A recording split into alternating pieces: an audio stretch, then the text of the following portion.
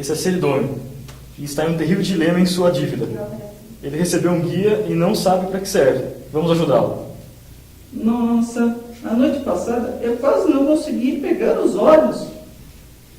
Mas o que aconteceu com você, querido? A vida é tudo de bom. Por que você está assim? Cala a boca! Parece que está morrendo! Recebi há alguns dias em minha casa essa jossa para pagar esse imposto aqui, ó. Esse é todo o motivo da minha melancolia.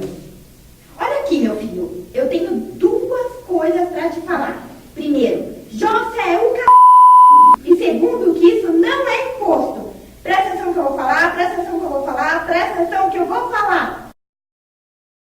Tributo é toda prestação pecuniária compulsória em moeda ou cujo valor nela se possa exprimir, que não constitua sanção de ato ilícito, instituída em lei e cobrada mediante atividade administrativa plenamente vinculada.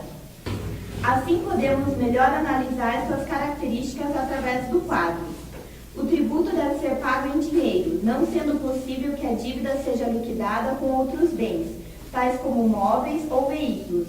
Havendo autorização legal, todavia, é possível o pagamento de tributo com imóveis.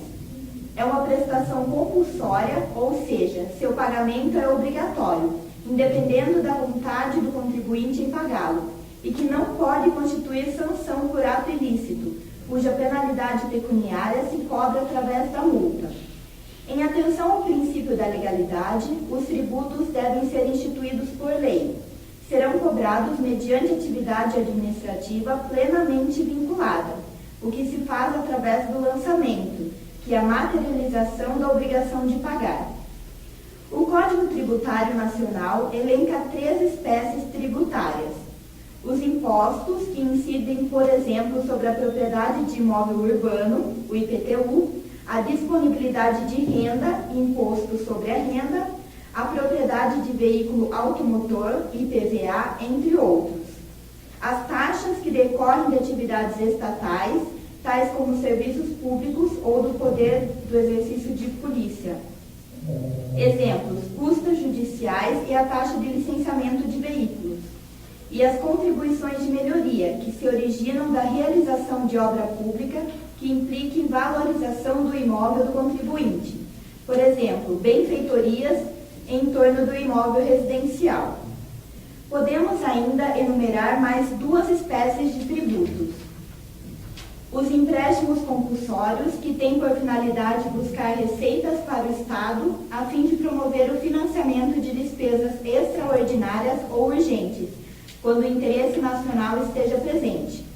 E as contribuições sociais, que são tributos instituídos para promover o financiamento de atividades públicas. São, portanto, tributos finalísticos, ou seja, a sua essência pode ser encontrada no destino dado pela lei ao que foi arrecadado. Como podemos observar no quadro, os tributos podem ser divididos entre vinculados e não vinculados, e entre destinados ou não destinados. São vinculados quando há uma contraprestação imediata.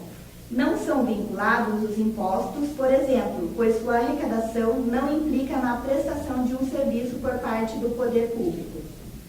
Serão destinados quando a quantia arrecadada tiver destino específico, como as taxas e contribuições de melhoria, e não destinados quando arrecadados para manter a receita pública, não havendo uma destinação específica, é caso dos impostos. Será restituído somente o empréstimo compulsório, ou seja, o valor obtido será devolvido ao contribuinte pelo poder público. Agora você entendeu, meu filho? Oh, que maravilha! Agora ficarei muito feliz em pagar essa contribuição de melhoria, pois sei que terei uma contraprestação. Esse aí, ó, ele vive querendo trocar de carro, pois o seu foi comprado há 30 anos. Mas ele nunca sabe o momento certo para trocar de carro, e ele precisa de um empurrãozinho. Deu problema de novo nessa jossa? Não vejo a hora de comprar um carro novo. O que eu faço agora? Chamo um táxi? Não, meu filho, não é de táxi que você precisa. Eu tenho a solução. Qual é a solução?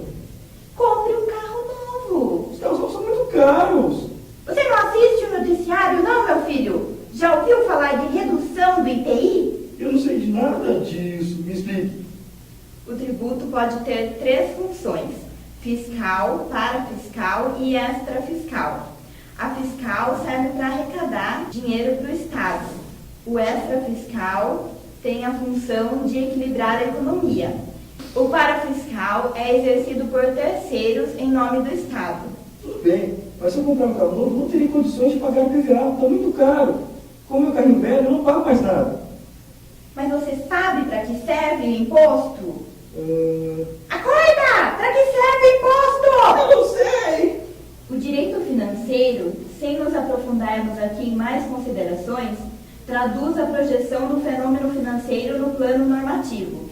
O fenômeno financeiro desloca-se do campo socioeconômico da ciência das finanças para despontar como ciência jurídica.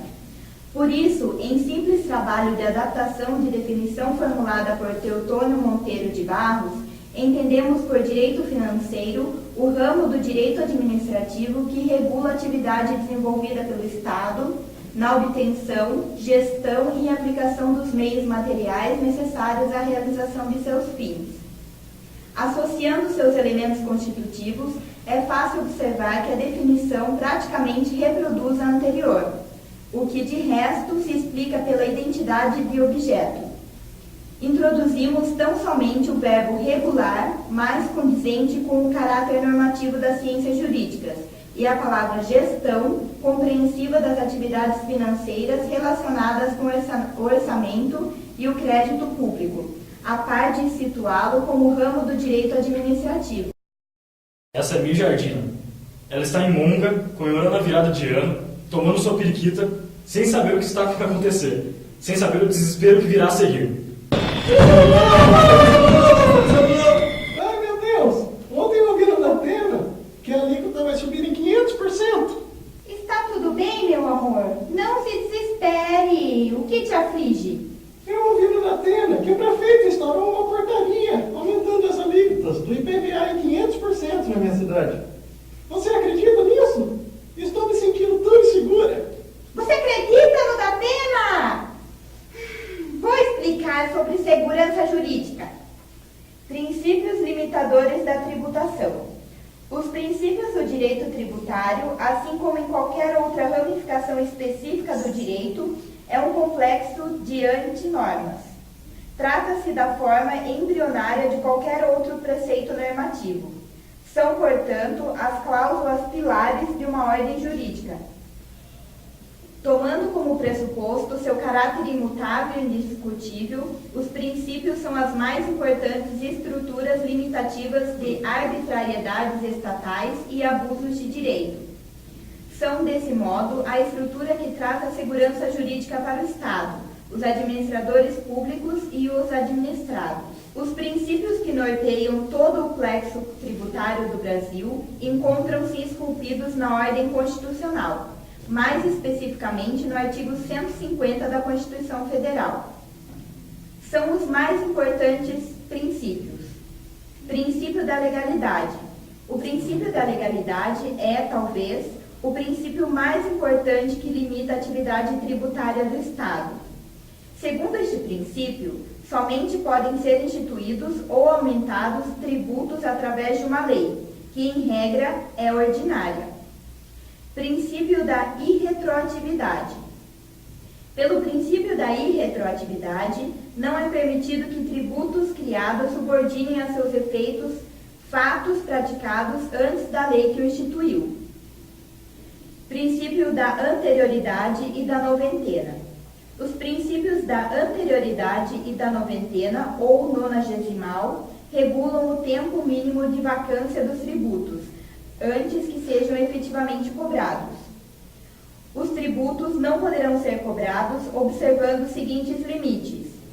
Não poderão ter seus efeitos materializados no mesmo exercício financeiro da lei que os criou, e nem serão cobrados antes de decorrer 90 dias da publicação de sua lei ordinária. Esses princípios comportam uma série de exceções: imposto de importação, imposto de exportação, imposto sobre operações financeiras, ICMS monofásico sobre combustíveis e lubrificantes, CID e empréstimos compulsórios. O imposto sobre produto industrializado, juntamente com as contribuições para financiamento da Seguridade Social, obedecem somente o princípio da noventena, princípio do não confisco. Através do princípio da vedação do confisco, o Estado não pode se apoderar arbitrariamente dos bens dos contribuintes, com o pretexto de implementar uma obrigação tributária inadimplida. Princípio da liberdade de tráfego. Inferimos do princípio da liberdade de tráfego que é defeso o estabelecimento de limitações da liberdade de locomoção de pessoas e bens no âmbito intermunicipal ou interestadual, através da cobrança de tributos. Ressalvada está a possibilidade de submissão de rotas a pedágios com base na legislação. Princípio da igualdade e isonomia. Pelo princípio da isonomia, não é permitida a distinção da cobrança de tributos de contribuintes que estão em uma mesma situação congruente. Cadê o seu Datena agora? Entendeu? Ou vou ter que desenhar? Obrigado, estou me sentindo muito aliviada sabendo disso. Agora sim eu posso comemorar em paz.